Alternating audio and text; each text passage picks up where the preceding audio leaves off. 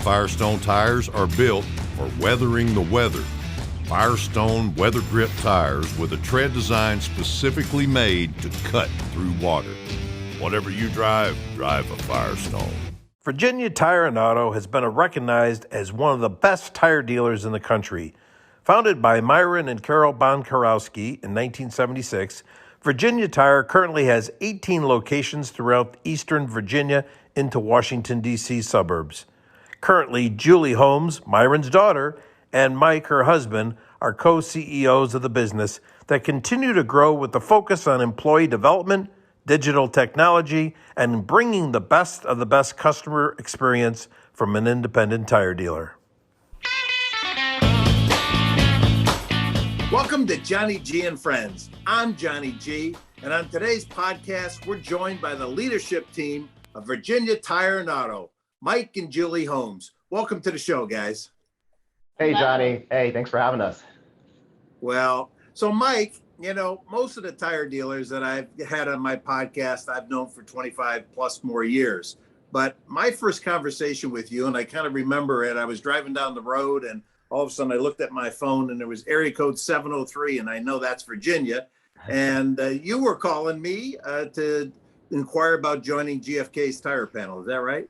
That's right, Johnny. I'm a relative newbie to the industry. I've only been in this industry about 15 years, and you're a legend. So I think you might have called on me, and I was seeking data on tires and what's selling, and getting more and more data. I was craving that data, and you had a product that was very intriguing to us, and was appreciative of the opportunity to talk with you then. Well, awesome. Well, I appreciate your participation in the panel. And Julie, I believe the first time we met, I was a keynote speaker at the Virginia Automobile Association. That was back in April of 2015, I believe. Wow. Yes. I remember that periwinkle jacket, Johnny G. How could I forget? Yeah. That's one of my characteristics. There's a long story about that. We'll share some other time. But so anyway, Julie, I understand you were a very successful attorney, but you came back to the family business. Why did you do that? Well, I like to say that I joined the company technically at birth, but really, growing up in this business, it really was my life. My mom and dad started it. It was our dinner time conversation from as long as I can remember. And it was always so positively presented to me. Like every day, my dad went off to the stores and he never once described it as work. It was just going to have his day. And so I think it was inevitable that I'd want to join something that seemed like a lot of fun. So that was always, my dad encouraged me to go to law school, and being the dutiful daughter, I followed his wishes, but, that really wasn't my passion. But business has always been, at my core, and it's a big part of my life. You said it right there, your passion. Too many people today just become in a career that they're really not, in love with. And you guys are in love with the tire business and the auto business. And so I think you made a pretty smart decision. Thank you. I had good guidance along the way. Sure. And Mike, you got a background in accounting and finance, but from what I understand, Myron always took an interest in your career and sort of served as a mentor and helped to come into the business. Is that right? That's right, Johnny G. Yeah, actually, Julie and I met in college and started dating when we were just about freshmen in college. And I remember Myron, so us college kids didn't go out until about 9 o'clock, and Myron always was early to bed and early to rise. So he, I believe, went to bed at 8:10 was his typical bedtime. And so Julie and I had been going out for a little bit of time, couple of months there, and had to schedule a meeting to, basically get interviewed by Myron, and showed up, at before dinner time, probably 5:30, and rang the doorbell. And Julie must have been nervous and something, so she dropped one of the plates and it shattered. So Myron took the opportunity to. I'm cleaning it up. Yeah. Why don't you come on in or come on out to my porch and sit down and we'll have a little chat. And but in all seriousness, Myron really took a interest in my career and asked me, what were my aspirations. And I think at the time I was thinking about being a math or econ major, and He had a business. He had a number of Goodyear stores and Shell stations and Texaco stations. And, around these time, I also got the opportunity to meet all the managers that Myron had, followed Myron for a number of decades. And we would always go to Christmas parties. They always hosted holiday party with the managers. I always remember the managers getting up and talking about how grateful they were for the the leadership of the organization, for the opportunity to come together and have purpose. And that's what interests me in business, and seeing that and seeing Myron's leadership. And over the years, he took an interest in my career, and would kind of steer me certain ways. And I got the opportunity to work for at the office for a summer when I was a junior year in college. Yep. And then went on and worked at Arthur Andersen. And I joined in September of 2001, and right before 9/11. And then obviously Enron and the whole scandal took off, and Andersen went from 72,000 employees to zero in a matter of really months. And went on and worked for a private equity firm thereafter, and then got to join this industry in 2007. Well, you made another great decision too, to get out of that ruckus. Yeah, that was horrendous. I remember that. Well, I'm sure Myron is tickled with the fact that you were kind enough and able to join the business, and you and Julie make such a great team together. You really do. So, Julie, what's one of your favorite stories about your dad when you were just a kid sitting around the kitchen table? And I'm sure you got thousands of them, but what's maybe one or two of your favorite stories? Oh my goodness, where to begin? I have so many great stories. And the kitchen table was the boardroom. I mean, that's where everything began and ended. I'm an only child, so I just had to sit there and participate and learn about the business. I was quickly told, though, whatever is talked about at this table stays at this table. But a big part, something that I think really speaks to how I've been shaped, and just how our whole business is really always been about people. And I go back to, as a child, most people go on a road trip and they're just listening to music in the car, or imagine these days you're watching whatever you want to watch. No. As a child, my dad, child of the 80s, would have a full book of 15 cassette tapes of the likes of Norman Vincent Peale or whoever, Power of Positive Thinking. And we would listen to all of those tapes for how many hours? And, that was how he ran the business. That's what mattered to him. So he wanted to make sure I was getting that messaging too. And he, I'm in the car, a captive audience. But I mean, that is like, it's not directly day to day about the business, but it's how our business is just always been run, and what matters most, being a strong leader and looking out for your people. Wow, what an interesting experience. I listened to my dad's polka tapes, that's all we did. Yes, only child. What else was I going to do? I went along with it, but I learned a lot. A lot of good lessons from those tapes. 15 of them now. I mean, they would go on and on. That's great. Well, really, thanks for sharing that. So listen, I think we got Myron on the phone. I'm going to switch off for just a few minutes, and I'll be back to you guys shortly, okay? Sounds great. Myron, are you there, buddy? I am here. There you are. How you doing? Looking good, buddy. Looking good. Oh, thank you. I was enjoying the comments Julie was making. I thought she enjoyed all those tapes. Sure she did. She's very proud of you, as you can hear in her voice. And that's pretty special in today's world, that you can turn this second generation into being excited, as both of these two young lads are here. So tell me, Myron, before starting your business in 1976, you, I believe, worked for Texaco as a sales rep. What experiences did you learn from doing that job? The biggest experience I learned is that dealers were independent. They could make their own decision. And I was working for a corporation. All the decisions, all the brain power was in New York. And we'd sit down with a dealer. I'd make an arrangement. We were going to do something. And he'd say, I'm aboard. And I'd say, I'll get back with you. It was difficult. And over the years, I'm an impatient. I was young. I was 25 or so, and I wanted to do things. And I'd say, all the brain power you have, and why are they doing what they're doing? Right. locations in certain markets, the facilities are poor. Why are they doing this? Right. Then I started dealing with independent dealers, and they were enthusiastic, they were energized, they were positive. And I says, I like that. And when I got a job with Texaco, it was the first experience in marketing. I never planned on going to marketing or sales. I loved it, just loved it, because you had a challenge all the time. You had competition, you had sales objectives, you had to convince people, and there was a service station on every block, and it was challenging. And I enjoyed that. But what came up through the years, I said, I'd really like to run my own operation. Really would like. And I always had that conversation with my wife, I have this opportunity. And she says, that sounds good. And I'd talk about it and talk about it. Then I changed my mind. I says, do I really have that ability to go out there and work the way it does, make all those decisions? Can I work with these technicians? I've never worked in that type of environment. Are they going to follow me? Does it make sense?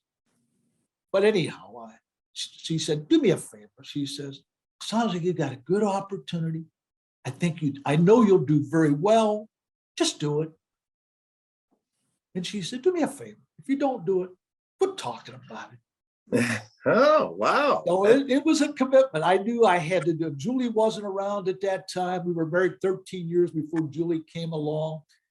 And my wife had an excellent job. And I said, okay, we're going to do it. So I committed to doing it. It was a store in Fairfax. It wasn't a big store. In fact, I was a little concerned of taking on too much. Could I do it? I wanted to take something that was maybe poorly run and grow it from there. And I got into it. Fairfax is a good social economic area. And I had some preconceived ideas. First of all, you got to be dressed up right. Physically, the store has to be, you're on parade. People judge you based upon what they see when they drive by. So big believer, that was all from Texaco, was experience in marketing, looked the part. They talked it, but I carried it out. I planted flowers out front. The first day in business, it was a mess. I came in on Sunday and I cleaned the office up, and I started cleaning the sales. We had lunch bags up on the sales room counter. It was just atrocious. So I worked on it. And I dressed it up. In fact, the tanker drivers would come on. The rumor was, because I wore a tie on the front counter. and the rumor was, this guy's not going to make it. He has no idea how our business is supposed to be run, And but it worked. Customers loved it. They came in there, they could relate to me more so than they could relate to blue collar work. My standards were appearance. People judge you based upon what they see. I worked very, very hard on that. And also my own employees. I noticed the people that were successful over the years in the business, they were there first thing in the morning. They were there at 6 o'clock. They opened the business up. They guided their team. Customers came in, they walked around the facility. They looked at what was going on. They talked to everyone, shook everyone's hand. You have to be bought in. You have to put the effort in. The ones that put the effort in. And also I've noticed one characteristic. The dealers that were very successful, their wives were involved. They were involved not in the store. They were at home doing the books, the payroll, but they were involved. Behind the scenes, yeah. And I got my wife, who had a great job at the World Bank in Washington. She's a Canadian. She worked at the Royal Canadian Mint. And I says, I'm going to ask her if she'd like to come to work together. And I said, Carol, I really need your help. I need to spend more time. I can't do the books and do all the things, the payroll. I really want to spend all my time with the customer and the employees and the facility. He says, let me give notice and I'll come in. She said, I don't know anything about accounting. I said, I'll teach you everything. And she got involved and she asked a lot of questions. She would get some insight because she's really a detailed person, detail beyond detail. In fact, my first accountant said after he worked with Carol for a while, he said, Myron, keep her. He says, Get rid of her. You're going to have to hire 5 people to replace her. She just asked. She's on top of everything, and we became a team. Then became time to set up a corporation. I was told that's the thing to do. I had an accountant, and then I talked to my attorney. He says, Myron, he says, in a corporation, he says, you've got to be the dominating person. I said, what does that mean? He says, you've got to own 51%. I said, Glenn, you're kidding me. You think my wife would accept 51%? 50-50 or it's not going to exist. And we were 50-50 partners. And that's the way we, yeah. That's a great story. I picked up 2 key things from what you just were talking about. Number one, first of all, I admire guys like you because it takes a lot of guts to leave the comfort of a corporate world where you're guaranteed a paycheck week after week, and you've got the security of a big corporation. So that's number one. And then number 2, you said something, and I never took that risk, by the way.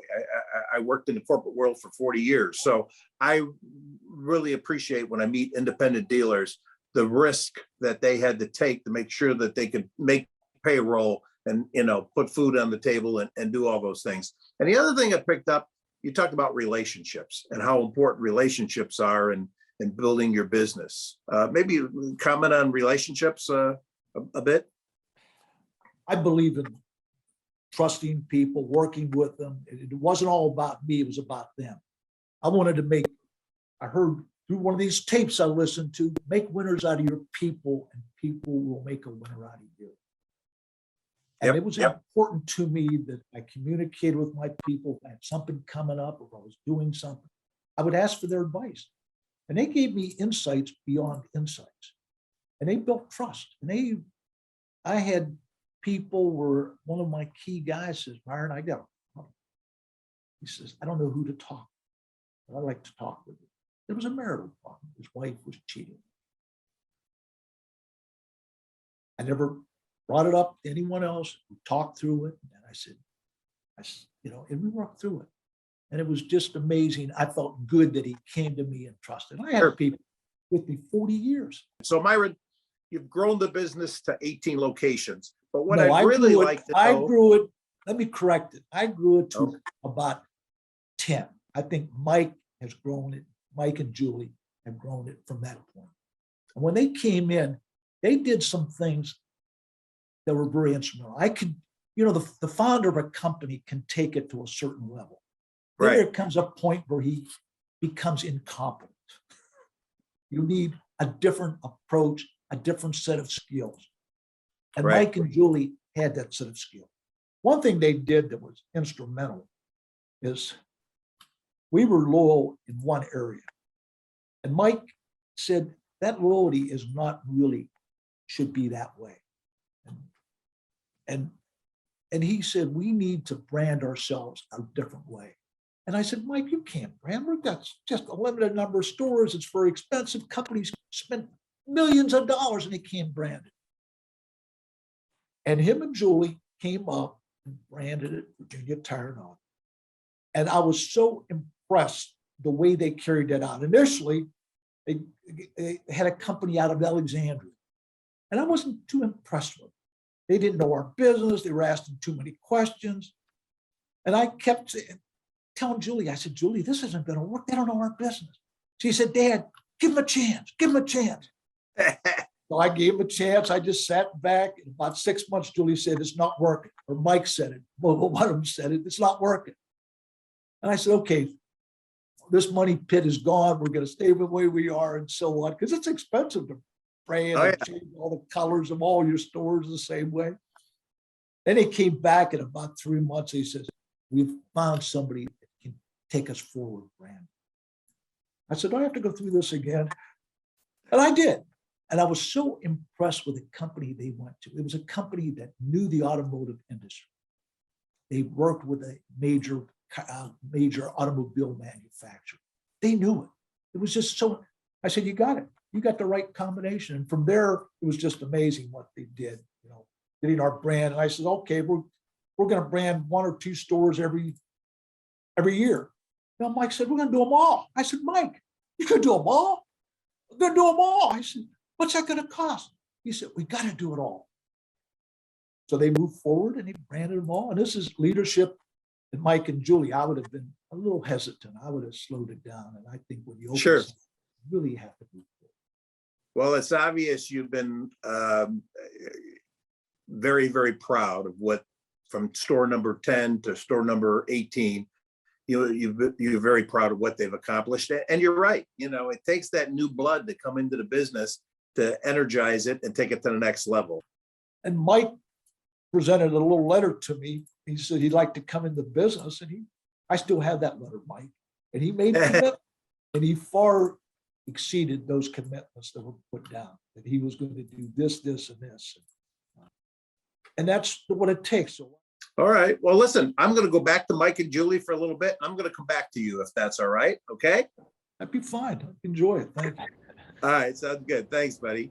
So, Julie, under your leadership, you and Mike, the business, as Myron has talked about, has grown, but in a different focus, more digitally and process focused. It's, as Myron said, it's become its own brand. How are you able to do that? Yeah, no, as my dad talked about a little bit, like it's easy.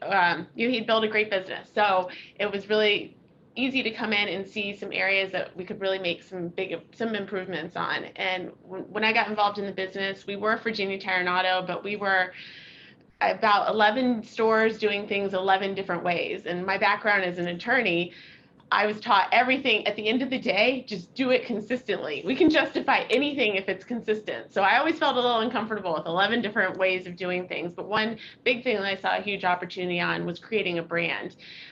We did all these great things. We had these loyal customers, we had loyal staff, and folks have been with us for years, but sometimes people didn't even know they didn't know us. We were branded heavily with the same color scheme of a tire manufacturer. We were selling ourselves short.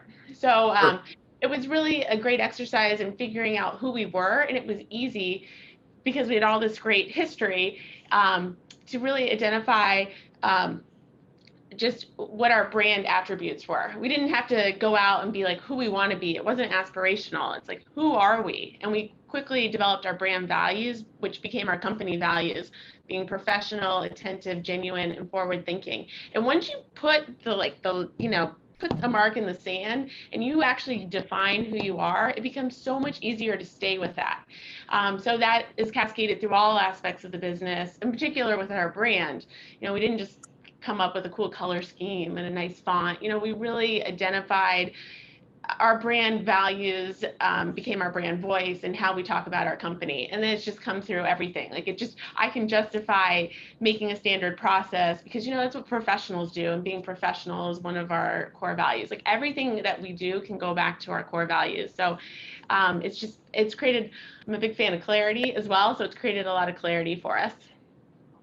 Well, that makes a lot of sense. I didn't realize that until you just mentioned that. But, whether it's a Starbucks or McDonald's, what do you get? You get the same consistency when you go to that location. So I'm sure you want that with Virginia Tire also, right? You don't want a customer to know any different. Johnny, it's funny you say that. I like to say we're not burgers, fries, and shakes, in and out. And our business is enormously more complex than, Chick-fil-A is an amazing business. We'd love to be the Chick-fil-A of auto repair. The reality is Chick-fil-A has a lot of systems and process in place to deliver what is already fairly simple very well and way better than its competitors.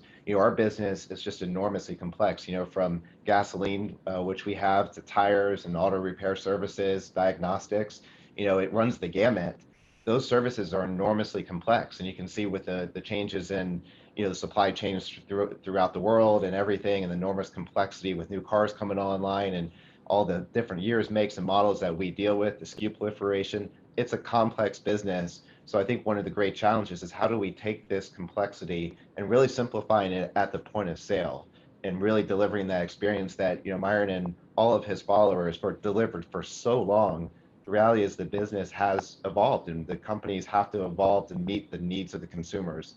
And I think we're finally also with these, the changes in the markets, and people are really valuing services, and they really value what we do and the services we provide.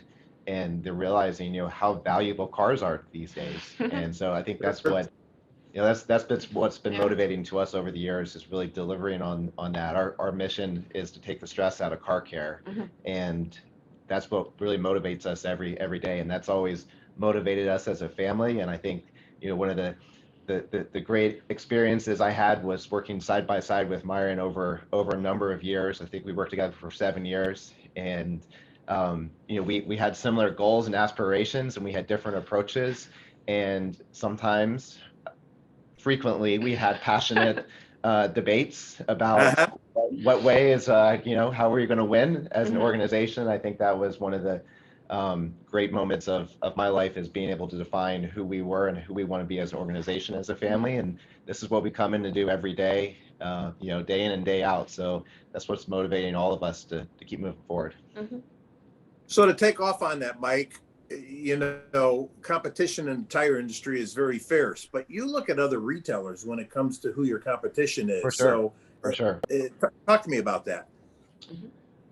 For sure. Yeah. We look at, what's the human experience, what do customers look for? And we always are trying to take that eye and perspective of what do consumers want. And as it's evolved, different leaders and different industries have evolved over the years. You mentioned Starbucks earlier, Chick-fil-A, and some of, at one point many decades ago, McDonald's was really this great concept.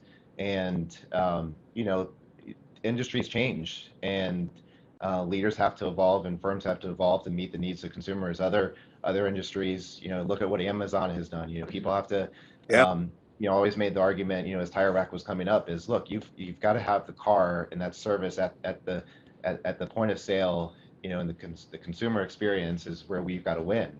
And that's, there's a lot that goes into to support the front end customer experience. Right. But see, other industries have succeeded there. Look at Amazon and what they've done, and you see other industries evolving to meet the needs of consumers. And you have to be digitally focused today to meet the needs and the complexity of what customers want. And I think there's this, you see a lot of consolidation in our industry. You see, a lot of the mom and pops getting gobbled up and consolidated, and then you get into one of the private equity firms, and less focus on that really excellent customer and employee experience. And where are those firms that are going to meet the needs of employees and consumers going forward? And I think we're well positioned as an organization. I never had to fight, as an organization. Myron and Carole had already been in business for 35 years before I joined, before we got the opportunity to take it to the next level. We didn't have to, it was already well financed. We had a good balance sheet with existing business that was profitable, and lots of, employees that have been with us for 30, 40 years. And like Myron had mentioned, we've got the John Millers, Jeff Goulds of the world, they're still with us and trying, and, every day fighting for that consumer experience and running, really trying to evolve and meet the needs of the customers. So we're very, very grateful that we kind of got that head start there. Right. Customers don't want to work to shop in 2021. That's what we found. And, they're comparing us to all their experiences, how easy it is to buy on Amazon, to this fast checkout at Wegmans. And you're missing out if you're only looking at your competitive set as the people in your industry, because customers aren't judging us against our just other people that do tire and auto service. They're comparing us to every other experience they have on a daily basis. So that's very refreshing to look at it that way. Very refreshing. So Julie, let me ask you, so then you and Mike's vision for the future, you have 18 locations. Are you happy right now? Are you looking to expand? What's next for Virginia Tire in the next, say, 5 years or 10 years? Yeah, so we had a lot of growth right before the pandemic. We opened 4 stores in 2019, and 2020, we weren't expecting that to come, right? No one was. So, it's really, of course, made us refocus on. We were already planning to refocus after building all those bringing on all those stores online to really make sure we are achieving operational excellence. We have 1 more store immediately in the pipeline, and that really continues. That'll be next year, 3rd, 4th quarter, somewhere along that way. But that's the immediate horizon, and we just want to keep. We still see so many opportunities to be better, to really, I think we do a great job, but I think we could do an even better job. So it's really continuing to push the envelope and make sure we're driving that great customer experience. So Mike might have other thoughts too. Oh yeah, that's right. We're happy. I think there's a lot of challenges that we've all been facing as an industry, as as the world has gone through this pandemic. And at first you had a big demand challenge, and customers in Washington D.C. area still aren't commuting. Federal government, a lot of work from home and things like that. But on the other hand, the people really realize the value of their cars these days, and you see what's happened in the used car market, and they also value our services. And this is it's really opportunity for us to stay laser focused on delivering a great customer experience. We are building another one. What's interesting is it's the same building we just built and opened at our Leesburg location in June, and the same building is costing 40% more to build, given what's going on there. So that's why we're looking forward to having it open. But yeah, I think really just refocusing on customer experience, and we've got a great team that's really come together over the last couple of years. We continue to learn and get better as an organization, and continue to focus on operational excellence. Our kids are already talking about who's going to take over the company, though, so we're not going anywhere. Well, you guys have done an unbelievable job, and congratulations to you on all your successes and future successes. And I just want to thank you from the bottom of my heart for being part of Johnny G and Friends. I really appreciate it. We appreciate it. We loved it. Thank you. Thank you. It's an honor to be on. So thank you. Well, thank you. So I'm going to end the podcast with your dad, Myron. Myron, are you there, buddy? Good. I enjoyed the comments that Julie and Mike made, and that's the reason I can sit back and not micromanage. There you go. They are committed. They remind me so much of my wife and myself. We work together, except they do it in a more diplomatic way.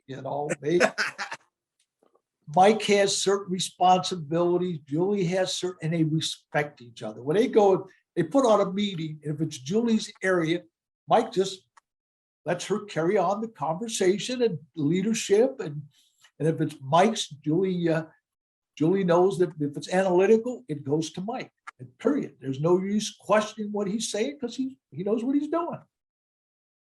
That's unbelievable. So Myron, from your decades of experience working in the business, what words of wisdom would you give somebody that's just starting up in the tire business today?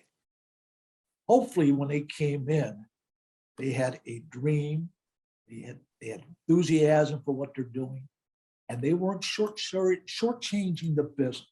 They were going to put in the time necessary to run the business. It takes you years to really learn this business. It's not as simple as a lot of people think it is. I spent 10 years with Texaco in marketing. I didn't know what I was getting into. I had learned so much the first day, the second day, continuously. In fact, the district manager stopped by the first day and he says, "Myron, you're going to be bored to death." I have never been bored. I've always had things that excited me, enthusiasm. I just loved what I was doing. One thing that's very important that I noticed when I was putting independent dealers in business, they were short range. They were thinking in terms of playing golf. They were thinking about having lunch at this point. It's really, to be successful, it's a full commitment. And it's not a 6 month. I would say you have to be committed for 5 years, where you're going to give it absolutely everything. No distractions. This is going to be yours. If you weren't going to build a home, you weren't going to do this, you were going to give it everything.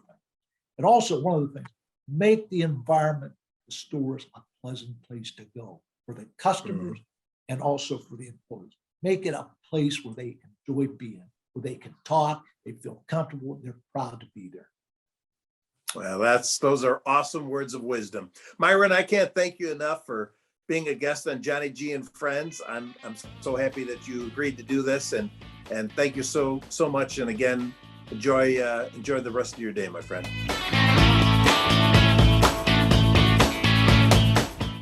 You don't need magic to disappear for a while, because Firestone tires were built for ticking off mile markers. Firestone Destination LE3 tires for 70,000 miles of exploring. Whatever you drive a Firestone.